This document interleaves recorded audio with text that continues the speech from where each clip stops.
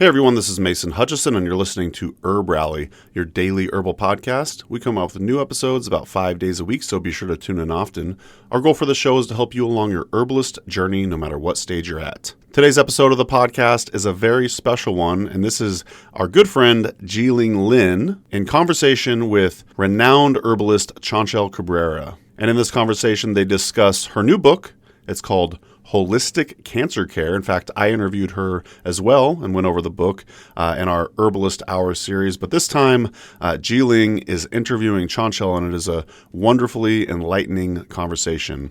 They do talk about her new book, but then they also go over a lot more great insight from Chanchal. She just always impresses me a lot. So if you'd like to learn more about Chanchal, you could go to chanchalcabrera.com, and links, as always, will be in the show notes. And of course, Jiling also is an herbalist and acupuncturist. If you'd like to learn more about her and her work, just simply go to jilinglin.com. I know you're going to love this conversation, so I really appreciate Jiling taking the time to sit down with Chanchal, and thanks to you, dear listener, for tuning in as well. Also, before we get into the show, I want to say a huge thank you to our HerbRally Schoolhouse members. If you'd like to learn more about the HerbRally Schoolhouse, simply go to herbrally.com/schoolhouse.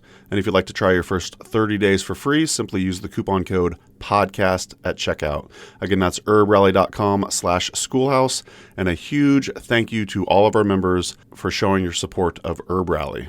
So that's going to do it for my rambling today. Now enjoy this incredibly informative and entertaining conversation with Jiling and Chanchal. Talk to you soon. Bye. A little bit of housekeeping before we get into the show. The content in this podcast is for educational and entertainment purposes only. It is not intended to cure, diagnose, treat, or prevent any disease. This information has not been evaluated by the Food and Drug Administration. We are not doctors, nor do we play one on the internet. Please seek advice from a qualified healthcare professional. Okay, MC Calico, take it away.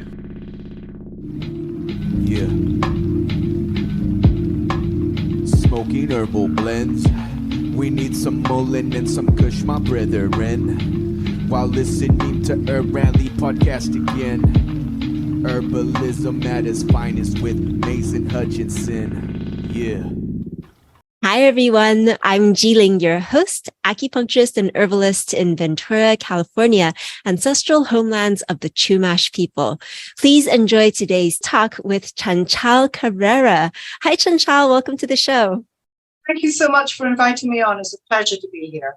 Yeah. Will you tell us a little bit about yourself? I would be happy to. I am joining you today from the unceded traditional territories of the Comox First Nation people on eastern Vancouver Island. The name Comox means land of plenty. So we are in a herbal paradise here.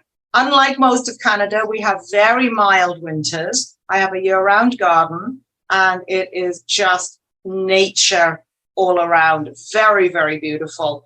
But my ancestral territories is from Scotland, despite the English accent. I did my herbal medicine school in England, and I went to high school in England.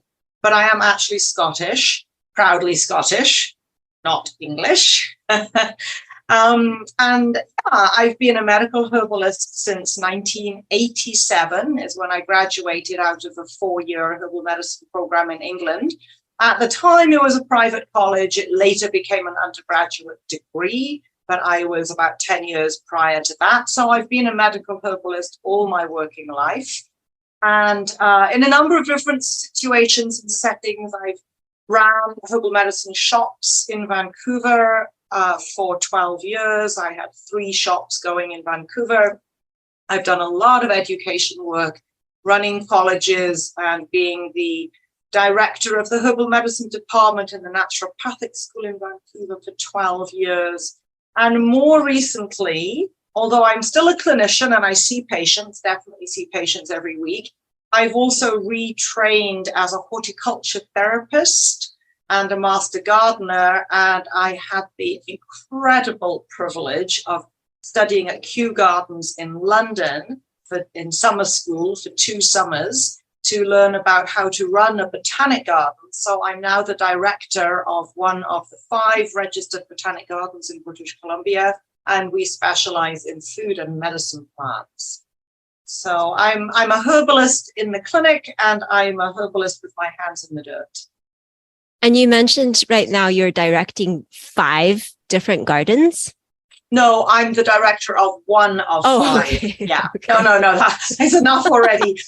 There's 5 registered botanic gardens in British Columbia that is registered in the International Directory, that's run from Kew in London. And my property is one of the 5. It puts me in some rather exalted company, like the University of British Columbia Garden, for example. And so it's a bit of a yes, well, I don't have any gardens like that. I have a 7-acre property that's open to the public. So a botanic garden, by definition, through the International Association, is a garden that is open to the public and is predicated on education and conservation.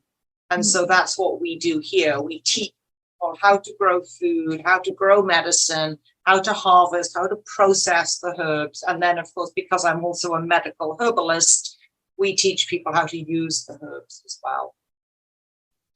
And you're the author of 2 books, right? One on fibromyalgia and the other one on holistic cancer care. That's correct. The fibromyalgia book is actually out of print now. It came out 22 years ago. And so it is now out of print, but is available through my website as a PDF download. And the new book, Holistic Cancer Care, just came out early this year. So how does, I imagine as a little kid, you were really into plants and dirt and whatnot. And it sounds like you went into the medical herbalism realm. And then now you find yourself back in the hands in the dirt realm. How does the holistic cancer care work play into your current passions? Oh, that's a great question. Yeah, I definitely was a kid who was into nature. I grew up on an organic farm, and as a small child, I had a pony, and I would go off with my pony and my little satchel on my back and a flower press, and I would pick flowers, press them, and then mount them into scrapbooks and look up Latin names and write out the Latin names in my little childish handwriting. And regrettably, some years later, my mom was moving house and cleaning out, and she threw away all my scrapbooks of pressed flowers. But from 8 or 9 years old, I knew that I would be doing something with plants. And I went to herb school in England in the early 1980s, and there really was only one school. It was actually called the School of Herbal Medicine, the school. And I came out of there after 4 years and practiced in Scotland for a little while, and then ended up moving to Vancouver in British Columbia. And I practiced for about 15 years. And I would say I came out of school with core competence, like safe, probably not going to kill anybody, maybe could help them a bit. And after 5 years, I felt good at what I was doing. And that was full-time practice. That's basically all I was doing. And after 10 years, I felt skilled. And after 15 years of clinical practice, during which time I was also running some education programs and I got my shops going, I then realized that actually I was not sharp anymore. My students were finding out information that I didn't know. They were getting ahead of me. And the state of play had changed. I mean, I went through herb school when we didn't learn about Lyme's, we didn't learn about chronic fatigue or fibromyalgia. Hepatitis C had not been identified. HIV got named while I was in school. So before that, it was beginning to get recognized, but didn't even have a proper name. So, 15 years in medicine is a long time. And so the state of the art and the state of the practice had changed.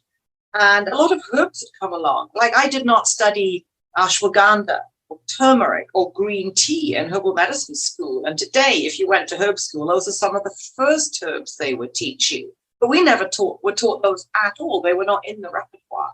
So I realized after 15 years that I needed a refresh. And I took myself back to school and I did a Master of Science in Herbal Medicine at the University of Wales. So I did a proper academic master's. And it was fabulous. And I was casting around trying to figure out what to do for my dissertation. And I had the extraordinary opportunity to go to work doing research in the clinic of a herbalist in Oregon called Donnie Yance. And Donnie is the herbalist's herbalist, shall we say. He has only himself a high school education. He never went to herb school at all, or college, but he is very, very brilliant and very dedicated to the practice of herbal medicine in cancer care. And he hired me to do research in his clinic to look into long-term survivors of breast cancer that were under his care for 10 years or more and thriving. And so I did my research there for him, but it became my master's dissertation. It's called Living with Breast Cancer, because they were long-term survivors. And it gave me a whole new insight. I essentially apprenticed myself for a master after 15 years of clinical practice, because what he gave me was the understanding that herbal medicine has a lot to offer in cancer care. I had up to that point, I think like many other people, had felt sort of hopeless and helpless around that diagnosis. After all, they're having chemo and radiation. What can the herbs offer when they're in such big disease, with such big treatments? What is the space for herbal medicine to work? And Donnie completely changed that for me. He made me realize that the sicker the person is, the more they need the herbs, and the more space there is for herbs to do the work. So my practice now, I do not practice alternative medicine. My patients are not required to make a choice, either or. In fact, quite the opposite. I won't take on a cancer patient who's not under oncology care, because I believe that they need to have that level of oversight and review that I can't actually give them. The tests, the scans, and those sorts of things that I'm not able to order. So I don't practice alternative medicine. And I don't really like the term complement, because that implies that somehow there's the doctors and we complement them, but it's not very empowering to the herbal medicine. And so for a long time, I called my work integrated medicine, because that seemed like it was a buzzword in the 90s. It seemed like a good term that we could integrate all the best themes from different strands of medicine and bring it all together. And I think that still has some value. But about 20 years ago, I was in conversation with an ethnopharmacologist from the University of Montreal, Dr. Pierre Haddad. And Pierre was telling me about his research with First Nations elders in northern Quebec. And his specialty is diabetes research, but he's an ethnopharmacologist, so he's studying plant medicines for diseases in Indigenous communities. And those people, those elders, said to him, we don't practice alternative medicine, we don't like complementary, and we don't like integrated medicine as a term, because to them, integration meant loss of cultural identity, theft of cultural knowledge, homogenization of knowledge. And that was not what they wanted to portray. And so Pierre, Dr. Haddad, asked these elders, well, okay, I understand, but what can we call it? You're doing herbal medicine for diabetes, doing blood tests and what have you. What do you call that? And their answer was that they would like their medicine to be called collaborative medicine.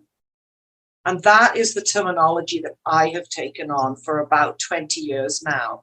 So that's how I see the herbal medicine in contemporary cancer care. It is holistic because it is looking at the whole person. It is patient-centered care. It's not tumor-centered care. So I do obviously need to know what kind of cancer you have. I won't take a case until they've had their biopsies and know what we're dealing with. But it's not about the cancer. It's about the person that has cancer and how that cancer shows up for them in their life. And I will say it's sort of gratifying now in cancer care, because I'm not out there as a lone voice in the wilderness anymore. It used to be that I would talk about this thing about patient-centered care and customizing care to the individual, and that 10 women with breast cancer would get 10 different treatments. And now in mainstream cancer care, this is becoming the new way. The buzzwords now is targeted therapy. And the drugs are changing. So instead of this ghastly, toxic, one-size-fits-all, you have breast cancer, this is the cocktail that's approved, and that's what we're going to get. Now there's a much more nuanced approach to cancer, which is, okay, you have breast cancer, but how are your cells behaving? What genetic testing can we do to see how they might respond to different drugs or not? And therefore tailoring the treatments very explicitly. And a really clear example of this, how the herbs can weave in. There is very commonly now in breast cancer, there's a test that's done for a marker on the tissue called HER2/neu, or also known as epidermal growth factor 2. And it's a receptor site on the cell surface that is mutated in many breast cancer patients and overactive and receiving a message from the cell surface to tell the nucleus to replicate faster and make more cells, in other words, for cancer to grow.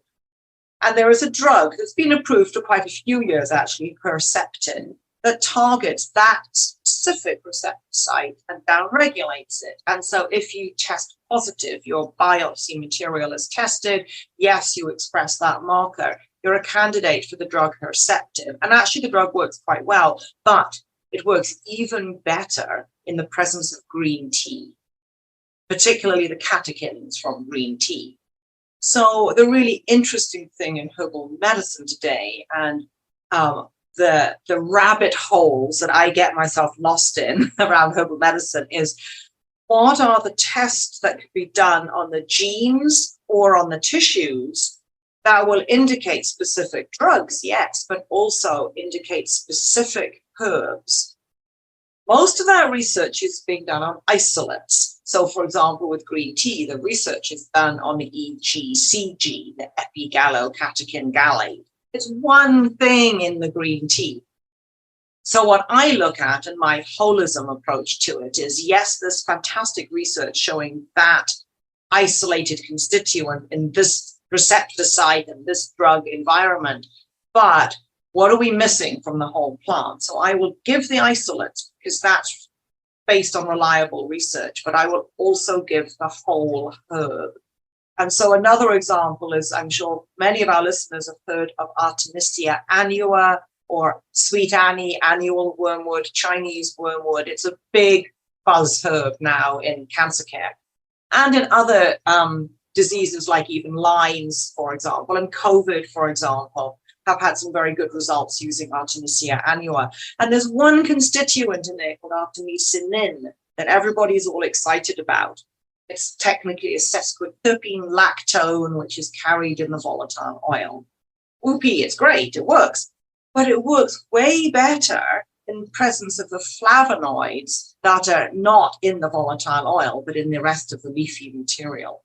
So yes, the isolate works fantastically, but it's amped up even more in the presence of the rest of the plant material. So in my practice, again, I use the isolated constituent in a measured amount of micrograms per, hourly dose, etc. But I also use the whole herb to try and get that holistic, rounded approach. Because actually, in an ideal world, I would have my patients go out in the fields and graze to get their medicines. Compliance might be poor. So we weave in the whole plant medicine into the whole person, not just their disease. So I definitely want to know what kind of cancer and even what type of breast cancer it is. But I'm also interested in, how do you get on with your kids? What's your spiritual practice? Obviously diet and exercise and lifestyle, but actually, do you even want to live? Why? What are you going to do with your life when you get your life back from cancer? What's that going to look like? So it's a really deep exploration of the person's intention to heal and to be well. Just a quick break from the show to let you know about the HerbRally events page. Did you know that we add new herbalism events from all over the United States and the world for that matter on an almost daily basis? You can peruse herbalism events at herbrally.com/events and hopefully find something in your neck of the woods. You can also search by state to make it even easier to find a plant walk, conference, or class near you. And we also list virtual herbalism events as well. Check those out at herbrally.com/virtual. And again, for the in-person events, go to herbrally.com/events. All right, back to the show. So in working with both the whole plant as well as the isolated constituent, are you then giving pills with the isolate and then tea or tincture for the whole plant material? Yeah, to some extent that would be true. Green tea, for example, I'll give them the EGC in a capsule, and then I'll have them drink some green tea, but actually you'd have to pretty much be drowning in it to get a lot of therapeutic action from straight out green tea. But matcha becomes very useful because they can get a fairly high concentration that way. I do use some branded products. For example, the Artemisia has a measured amount of artemisinin and whole herb extract in the capsule. I use a lot of tinctures. I use quite a lot of capsule products. And every single patient in my practice gets a tea, custom blended, and they're loose plant tea. They're not tea bags. They're not commercial brands. They're customized, and they're intentionally whole herb. In fact, I'm growing most of the herbs I use in my tea blends. I grow myself. And this is very deliberate, because to me, that's one way of bringing in the horticulture therapy. So my patients know, first of all, that myself and my garden crew have actually grown that medicine for them. And there's a really interesting relationship there between the person and the plant and the people that grew the plants, and a different value system that comes with that. But I also want my patients to know that it is plant medicine. It is not pills and potions that does the work. That I want them to have an appreciation of the magic of the medicine, that actually flowers did this for them. And it's a different relationship than taking the same plant in an abstract form like a tincture or a pill, where they really, I mean, let's be honest, most of the tinctures taste great and the pills are just a brown powder. And there's no sort of philosophical change for the person. It's just this pill of herbs instead of that pill of drugs. But it doesn't change the way they relate to the medicine. So I'm pretty strict about everybody having a tea. They have to actively ask me not to give them a tea if they don't want it. And I presume you have pretty good patient adherence with taking the teas because they want to get better. I work hard to make them, first of all, beautiful to look at, as well as tasty. So it may not be necessarily indicated for somebody, but they'll often end up with something minty or something lemony. Because my practice is largely cancer focused. It's not only, I have a general practice, but it's probably 80 or 85% cancer care. Those patients are good candidates for the lemongrass and lemon verbena and citrus peels because of the limonene content. There's a monoterpene hydrocarbon called limonene, which is profoundly anti-cancer. And it's present in, again, lemongrass, lemon verbena, citrus peels.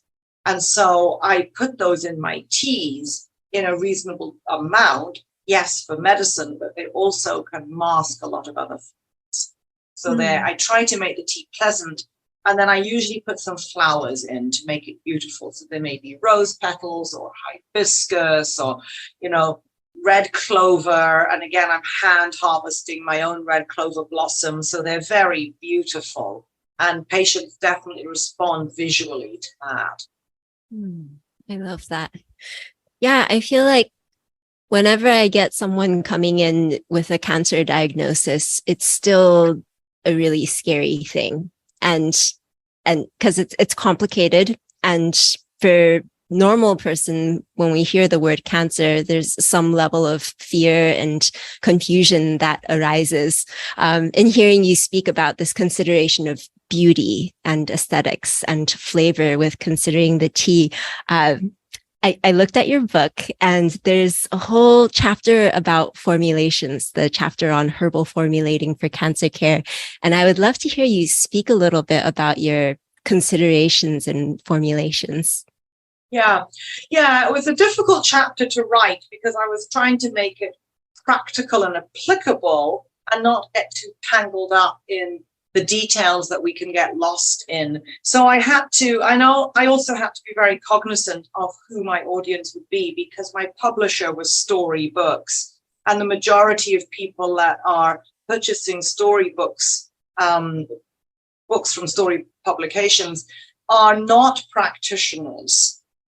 So they publish people like Rosemary Gladstar and Stephen Buhner and Christopher Hobbs, who are writing fairly technical but not medical books. So I had to scale back some of the text to suit what they wanted from me to reach the widest audience. So what I have done in the book is I've given sort of principles and foundational concepts, and then gone on to illustrate that, if you like, through some case presentations. And so there's 3 cases in the book. In my clinical practice, I would have to say it's a little bit more complicated than in the book. I try to make the book accessible information for people to get them up off the ground and doing the work, and then you refine and detail as you go.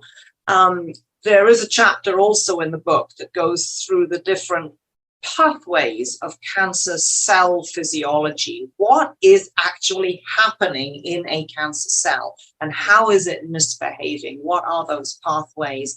And therefore, what agents can be brought in to address each individual pathway. And I'm currently working with a graphic designer to take the whole book and turn it into one diagram, which is going to be a very big diagram. It's going to be like a wall-sized poster. I'm actually going to have it printed up as a full-color poster, where it's a cell. It's essentially a diagram of a cell with all the different pathways drawn out and all the different herbs and natural agents that either activate or inhibit those pathways. So I've sort of renamed my work recently. I had this I'm not sure if it's a good idea or not. You might advise me this isn't a good idea, but I've sort of renamed the work I'm doing now as orthomolecular herbal medicine.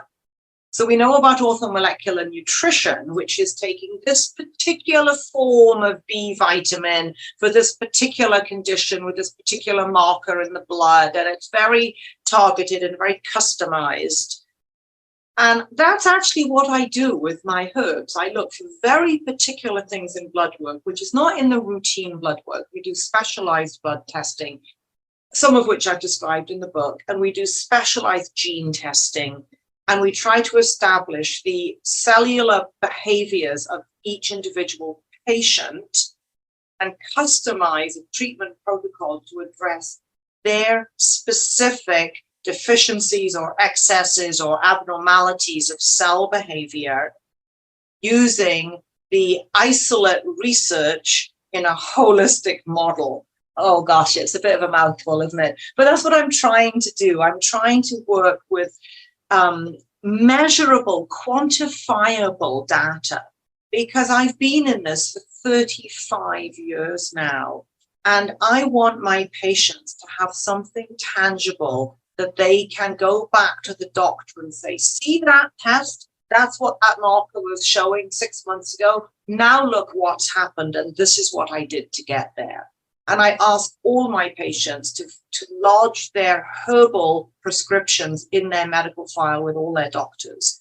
Because when they do well, I want the doctors to know the herbs were in the mix. And I think it's a respect thing. I want to know as a practitioner, as a professional, what drugs my patients are taking. And I want to be fully informed of what tests and results so that I can work with that information. And I feel that as a point of professional ethics, we should inform all the doctors what is going on in the natural medicine arena, even if they're not able to work with that information, at least they have the option to engage with it if they wish. So the formulating is very customized. We always start, as I describe in the book, with the foundation, which is not very specific. Foundation medicine is where all herbalists start in all diseases, in all patients. It's about, are you eating the right food for your constitution, for your disease, for your allergies? What is the right diet for you? How are you doing with stress and stress management? What's your sleep like? Is your immune system doing well? How's your detox pathways? What's your liver like? What's your kidney like? So it's just foundation. It's, like building solid ground to stand on so that everything that can be optimized in normal physiology of the body is working to its best. And then you come in and you start looking at all the comorbidities, the other diseases that the person has, what drugs are they on that might impact on the herbs you choose, what side effects do they have from their conventional treatments that you might need to address. And finally, you can work around to addressing the cancer. And that's where I think my book, the part I am most happy with, or if you like, proud about in the book, is the part where we go into all the cytotoxic herbs and the herbs that are actually not written up in most contemporary herb books. Because let's be honest, there's a lot of good books out there about how to build a foundation. There's a lot of decent books out there about how to manage side effects and support the comorbidities and what have you. But there's very little information about how to treat cancer, how to kill a cancer cell with herbs. So it's like herbal chemotherapy, if you want to be reductionist about it. And that was the hardest part to write. It took a very long time because I had all kinds of isolated research from contemporary studies in animals or test tubes, in very inappropriate, cruel research in animals. But there was nothing in humans. There was so few studies in humans altogether, and certainly not of whole herb. So I ended up going back in time, really back to the eclectics, back to the late 1800s, to get some of that information, the dosing. So, for example, mayapple, Podophyllum peltatum. There's tons of research in modern times about the drugs, etoposide and teniposide, that are chemotherapy drugs made from the plant. That's great. But there's a 100-year gap back in time before you get to the eclectics who talk about using the whole plant extract and giving doses for the whole plant extract. And there was nothing in 100 years in between. And so that was very challenging. And I'd love to give a shout out, if I could, to my expert reader, who is very humble, but oh my gosh, he saved my life many times here with this book, Eric Yarnell, Dr. Eric Yarnell from Heron Botanicals. And Eric was incredibly gracious to take on to be my expert reader. And it wasn't an easy job because the book is quite dense and quite complicated. And Eric was quite brutal a few times. He actually wrote me one time, he said, this is, hope I can say it out loud here, this is crap, capital letters crap. You don't know what you're talking about. And I wrote back and I said, thank you, Eric. That's why I asked you to do the expert reading, because you know this and you're willing to call me out when I have gone wrong. And that's what we all need, because none of us have all the answers. And Eric was so helpful to me to get me back on track when I'd gone down a rabbit hole and lost the way. And because it was not easy to find a lot of the information. So what I would say to our audience is, wherever you are in your herbal journey or in your cancer journey, there is a place for herbal medicine that you can apply. You can always do foundation work. Everybody foundation work. Diet, exercise, sleep, stress management, liver, kidney, immune. Like, that's the basis. And everybody needs it. And every herbalist can do that. And every patient can do that for themselves. And then the clinical herbalist is going to go on and start looking at helping you manage, okay, you're in chemo. What do you do about mouth sores? What do you do when your fingernails fall out? What do you do about the diarrhea? There's definitely herbs that help all of those things. You're going to have surgery. How do we optimize your healing? So that's sort of the synergistic aspect of the protocols. And then some medical herbalists may want to go on and start to do attacking the cancer cells, using changing cell behaviors. And it's much more specialized. And that's where people get scared, because anybody, again, can do foundation work. Anybody who's trained can do symptom management. But where we get afraid as professionals is stepping out into treating cancer. And I am not in any way, shape, or form saying that herbal medicine will cure cancer. That's not what we're talking about. We're talking about collaboration with other health professionals from many different disciplines, including oncologists and radiologists and drug specialists and all these people, to find a pathway through that works for this patient under these circumstances. And that's where the collaboration piece comes in. So a really competent herbalist will recognize their own limitations, know their own scope of practice, know where they have a lot to offer, and where they need to step out and not interfere. And that is really the tricky part of work. But I'm here to tell you all, everyone who's listening, that you shouldn't be afraid of getting in there because, well, first of all, 40% of us are going to have a cancer diagnosis in our lifetime. That means a lot of your patients will have that diagnosis, whether they come to you for the care or not. They may be under oncology care and coming to you for something else, but you're still going to get engaged. 40% on average of all of us are going to get cancer at some point. So being afraid of it to the point that we don't engage with it is actually not.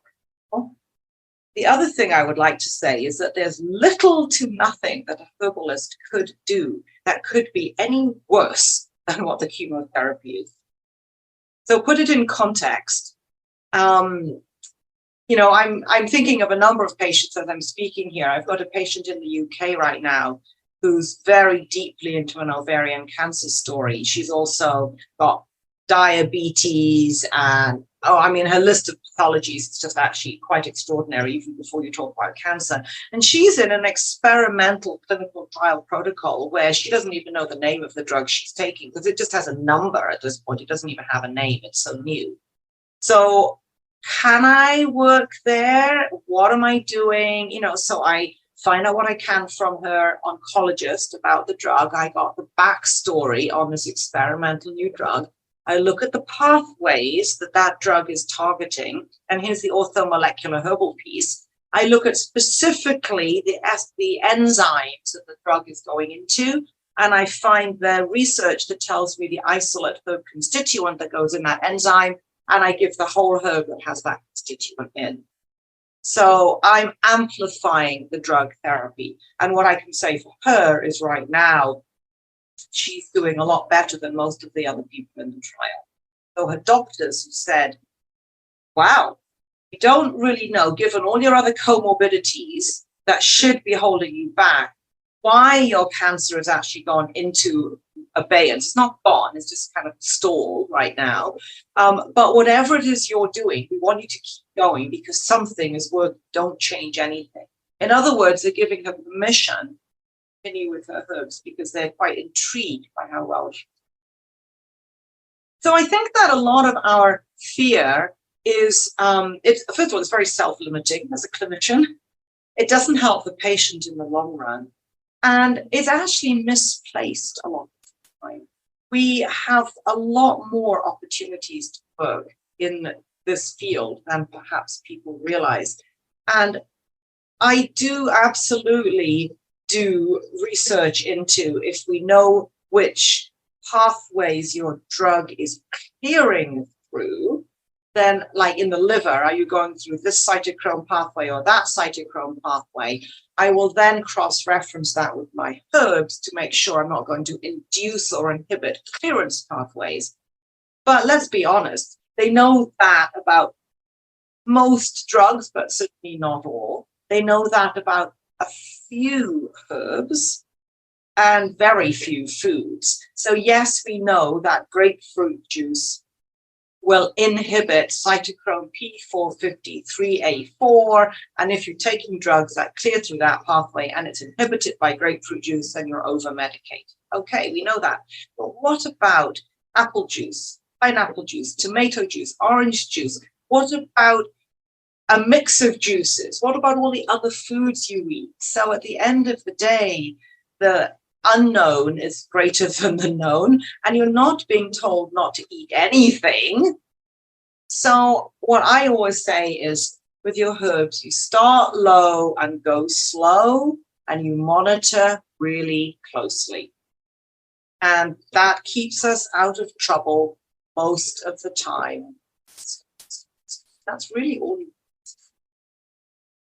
So with doing so much extensive research, usually with a new client, like how do you factor that time into your schedule when working with people? That's a great question. I have brought, first of all, I've brought in an associate recently into my practice because I have some philosophical, personal, ethical challenge with being expensive and elitist.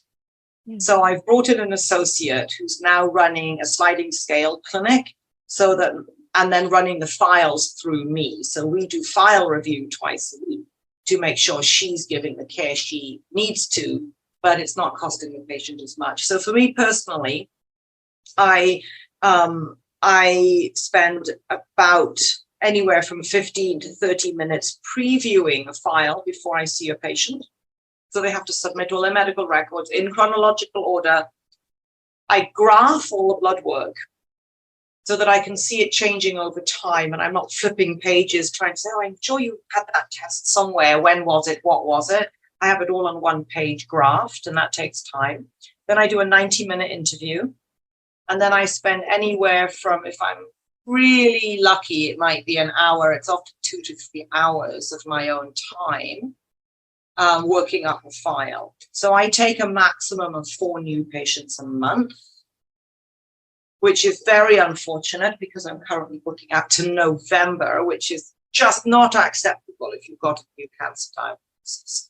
So again, with my associate now, she started to do some of the intake interviews, gather data, so that then we can together review that and come up with treatment plans so we can move through faster. I just don't have the bandwidth to do that many more patients, but they need it. So I'm trying to find a way to make it A, more affordable for people, and B, more being able to get through more patients in a timely manner and still have a personal life of my own. Because really my passion is to be in the garden. That's where I want to be. And so bringing in an associate is also, for me, a big step toward myself, the opportunity to get out of the garden. I haven't got there yet. I get 1 day a week scheduled in my garden, and it's a work day with a crew. I had 14 people yesterday, so because I have a lot of volunteers. And so I'm not really gardening. I'm actually doing crowd control in the garden, telling them what weeds to pull and what tools to use. And so, yeah, it's challenging because, and I know Donnie Yance has the same issue. He's brought in associates as well, because when you get a reputation for the detailed kind of work that we do, patients want it. I had an email yesterday from a patient who had heard me on a podcast recently with Dr. Nalini Chilkov out of LA. And Nalini is a Chinese medicine doctor specializing in cancer care. And we're old friends. And she had me on her podcast. And a patient wrote to both of us to say that this month is her 21-year anniversary of her diagnosis. And that Nalini, Dr. Chilkov, and I were integral to her survival. And, that's what we want to be able to do. We want to have people come back 20 years later and say, hey, I'm fine, I'm well. It's incredibly rewarding when that happens, but it's a lot of work. Yeah, absolutely. For preparing to chat with you, I asked a few other people for questions. So I've got some questions from other herbalists.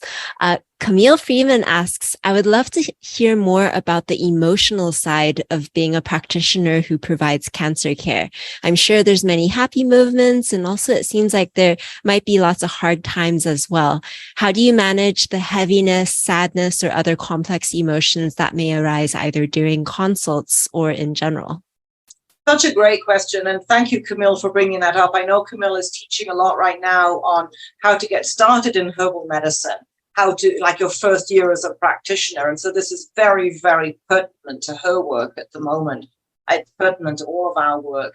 I would have to say for myself, there's a number of pieces in that puzzle. First of all, I have had, since I was 18, a very, very focused meditation practice. I've been a disciple of Osho gradually since I was 18, and I still implement his meditation practice. That keeps me grounded. I also grew up on a farm where we butchered our own animals, and I watched my father weeping every year. It was always done in the fall because that's the traditional time, and my father would weep as he killed the animals. And we ate every dinner. We were a very meat-focused family because we were butchering. I've been vegetarian myself since I was 18 now, but as a child, we would have every night, we would name the animal that we were eating. And we would give thanks. My parents would say, do you remember this was Petals? We had a lovely breeding cow called Petal.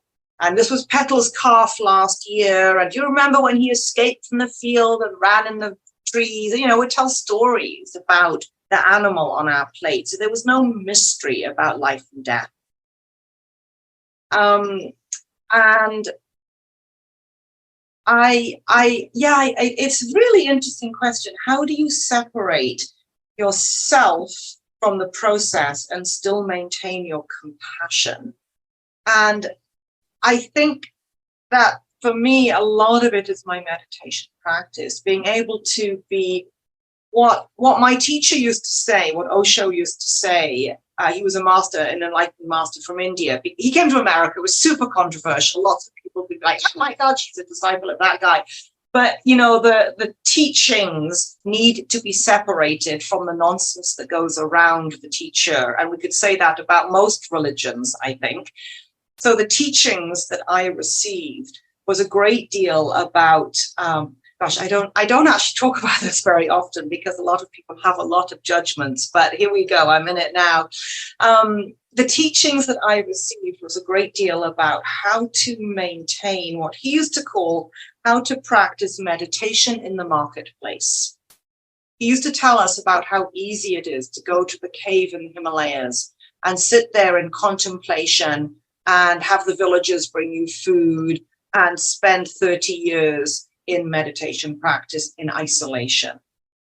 But how difficult it is to keep that conscious awareness of being in this moment here and now while the world is spinning all around you. So he literally talked about meditation in the marketplace. And it's really about finding that still, quiet place inside and having that as the ground zero. So no matter what goes on around you, you're okay. And I would have to say, that has been really rock solid for me. I've just gone through this week one of the most stressful things I've ever experienced in my entire life. My husband got lost on the mountain this week and was he's in his late 70s, a lot older than me. We had an amazing hike. We've done the hike before. He wandered off the trail and he was missing for over 24 hours. And when I say in the mountains, I mean cougar, bear, huge glacier. Like, we have real country out here, big country. And we had search and rescue, the helicopters, the dogs. He was found. He was airlifted out with a helicopter winch off to the hospital. He's home. He's okay. He's shaken up. He will be okay. He's not quite okay yet, but he will be. But all around me, all the people around me were, I think, in some ways struggling more than me. They were very stressed and very distressed.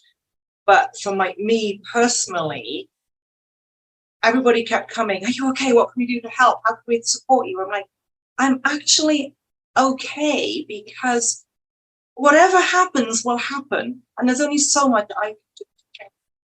So it was a very interesting experience for me to actually feel pretty strong about, I'm not saying I wasn't concerned.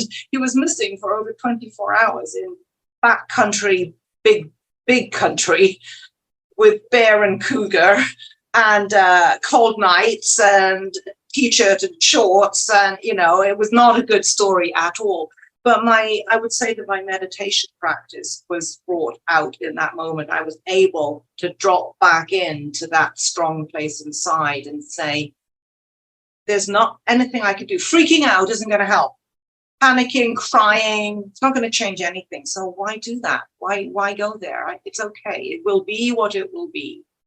And I bring that into my daily work as well. I absolutely have patients pass away. I absolutely counsel end of life. In Canada, such an enlightened country. By the way, the entire rescue program, there were 3 helicopters involved. There were nearly 40 people searching on the mountain. There were dogs. There was 8 hours in the emergency hospital. There's no bill at the end of that in Canada. So we have amongst many other enlightened things of Canada, we have medical assistance in dying.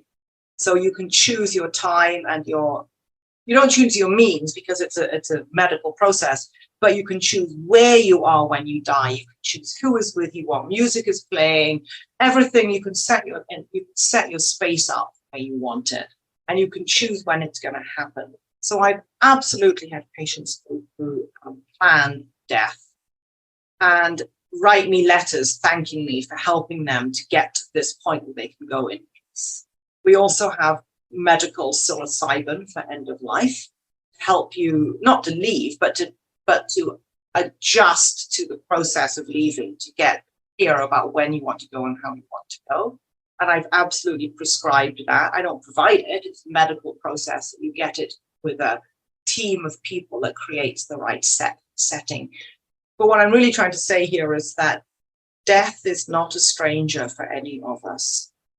I think, wasn't it Benjamin Franklin who said the only 2 certainties is death and taxes? And not everyone pays their tax, but we are all going to leave. And every one of us has lost somebody. And so why be afraid of that? Why spend your life in fear of the inevitable? So it's really about carpe diem, seize the day, make the most of what you have. And when it's not good anymore and you want to go with grace, go with peace. If you go out fighting, it's harder for you, it's harder for everybody. So I do a lot of end-of-life counseling for people. I do a lot of work with bereavement, your own passing and the family that are being left behind, and helping them to come to terms with it. I would also say that I prescribe a remarkable amount of rose in my practice, because rose is the herb for heartache and heartbreak and heart-to-heart communication and heartfulness. Rose is the herb of the heart in the emotional sense. And so I use rose in many of my formulas, in my teas. I grow my own roses and harvest my own roses for the teas. I prescribe people to have, to purchase roses, to wear pink, to have rose-scented products, to just bring rose into their life in every way that they can. And with horticulture therapy, I ask people to grow roses. And if they don't have access to a garden, they can grow a miniature rose in a pot on a windowsill.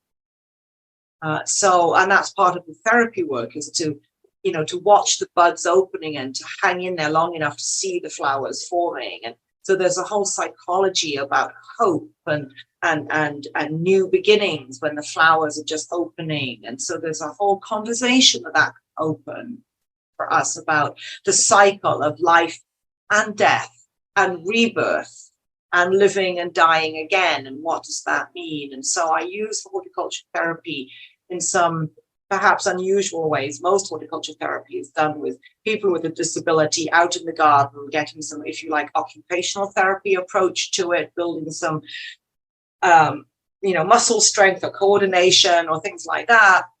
or actually for psychological benefits, but I'm often using it for end-of-life work. And so how do I keep myself sane? I garden, I grow roses, and I have cultivated a practice of not being afraid of death. It's a deliberate exercise to face it and embrace it and honor it and not try to deny it. Mm. I'm not sure if that was helpful. You got me off on a bunch of tangents there. Yeah, that was beautiful. I love the piece about the rose. And I'm noticing that we're getting close to time and wondering if you have time for 2 more questions. Absolutely. Okay. So so many questions. So I'll just read the 2 from Camille. So one is a follow-up from that last question around what herbal allies do you like working with yourself, and you already named Rose, to navigate personal emotions that may arise in working as a healthcare provider within the realm of integrative oncology. And the other question from Camille is, what recommendations do you have for newer clinicians who are interested in oncology to get training and education to provide great care for folks who are undergoing cancer treatment and or cancer survivors? Mm-hmm. Well, I think the first question, I can just say Rose is probably my number one personal care herb, and absolutely safe for absolutely everybody. I've never met someone who didn't love Rose. So that's a real, really reliable remedy there. The second question, it's a big question because everybody's going to come at cancer care with their own filters of their own style of herbalism and their own prior education.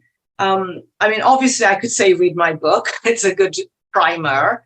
There is a series that I have just completed with the Shift Network on cancer care, holistic cancer care. And we went through the first 7 chapters of the book in a series of 7 classes. So there was a whole set of PowerPoint slides and explanations of the content of the book that's available. It's what the Shift Network calls an evergreen course. So people continue to sign up for that indefinitely. And I'm not here to promote my own work particularly. I'm here to talk to you about herbal medicine and cancer in general, but you asked the question, so a specific answer. I will be running an advanced program in holistic cancer care in the new year as an online. It will be in person actually in Canada, but for people who can't come in person, it will be also live streamed out online.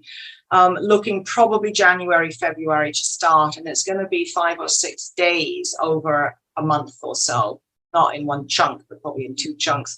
And it will be advanced cancer care for practitioners, not for beginners. So for the more entry level, the more self-care or newer practitioners, I would say my program through the Shift Network is probably very accessible to people and a really good primer, a really good starting point.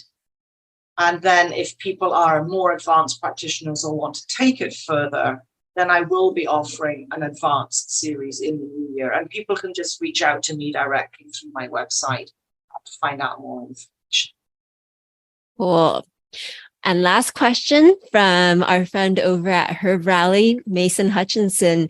He says, "Hi, Chanchal. I listened to your interview on the Herbs with Rosalie podcast and heard you say, I see herbalism as an extremely effective form of activism. And I was hoping you could expound upon that further. In your opinion, how is herbalism a form of activism?" Wow, thank you, Mason, for bringing that one out. Yeah, I started out very, very active in the Green Party and in the UK back in the 70s in the campaign for nuclear disarmament, tried to get American nuclear bombs off British soil, which we were successful in doing. And so now as a herbalist, what I see is that part of our job as herbalists, and this is why everybody gets a tea in my practice, it's giving herbal teas to me is a form of activism, because what I'm trying to do is get people to understand that it is indeed plant medicine that's making the difference. It's not a pill, a potion, an extract, isolate. It is plants.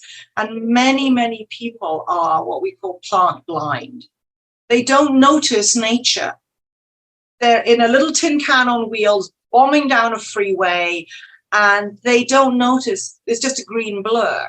They have no relationship to the natural world.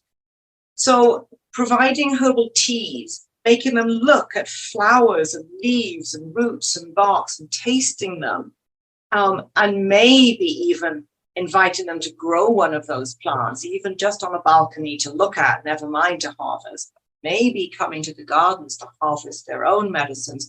What I'm working with there is getting people to notice nature, to be aware of plants in every way, not just as medicines, and therefore, I hope, to have a greater appreciation of the natural world, and therefore start to make other choices about eating organic food, about protesting the cutting of the old growth forests, about being more engaged with green politics. So it's my entry point to awakening people to the need to save the planet. One tea at a time, one gorgeous tea at a time. Exactly. Yeah. One gorgeous, delicious tea at a time. Chanchal, thank you so much. You inspire me so much. And honestly, I was a little bit starstruck in preparing to speak with you.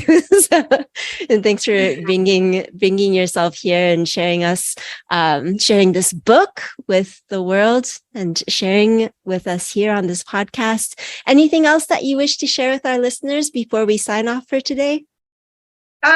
Just really keep at it. Herbal medicine works. It's amazing stuff. And plants will save the planet. Long after we're gone, the plants will still be here. And I thank you so much for giving me this opportunity to speak. You certainly drew things out of me today that I hadn't expected to be sharing with the world, but that's okay. I'm a pretty open book for the most part. It's been a pleasure to chat with you. And I hope it was useful and informative. And more than that, I hope it was a little inspiring to people to just get out there and do the work. Don't be afraid of herbs. Don't be afraid of cancer. It's just a part of living and dying. And we absolutely have things that we can do to help those people, whatever the outcome. Death is not a failure. It is not a failure of herbal medicine. It's not a failure of the practitioner. It is sometimes just the way it's going to be. But you can still have people die better and have a better process, a better experience of getting there. That is a success, and that is useful. So I would just say, get out there and do it, and believe in the herbs. Believe in the herbs. Thank you so much. And folks can find you at chanchalcabrera.com. Are you on social media anywhere? Well, apparently I am. I don't do the social media myself, but my wonderful tech support person tells me that I've got quite a following on Instagram and Facebook. I'm actually dip in and out of Facebook sometimes, but I am on Instagram. I have some things up on YouTube. But if you come onto my Facebook page, which is just my name, then I think all the links are out from there. I'm very, very non-techie. I choose not to have a cell phone in my life. And so I've never actually, can I even say this? I've never been on Instagram, but apparently I have a presence there and people can find me there. I suppose you'd look for my name. Okay, great. So chanchalcabrera.com on Facebook and Instagram, same thing. It's chanchal.cabrera. And thank you so much. Thank you so much, everyone, for listening. And thank you again, Chanchal. Until next time, happy herbal adventures. Cheers. And that's going to do it for today's episode. Thanks so much for listening to the HerbRally Podcast. If you'd like to hear more from us here at HerbRally, we now have a text message community, believe it or not. Basically, it's just updates from us. We send about 1 to 7 texts per week, notifying you about new events, videos, courses, podcasts. You get the idea. It's pretty much like our email newsletter, just in text form. So if you'd like to receive text messages from HerbRally, just text JOIN, that's JOIN, to the number 541-256-2895. Again, that's join to number 541-256-2895. And to stop receiving texts, that's easy too. Just text STOP to the same number. It'll opt you out immediately. Okay, thanks again for listening. Have a great rest of your day.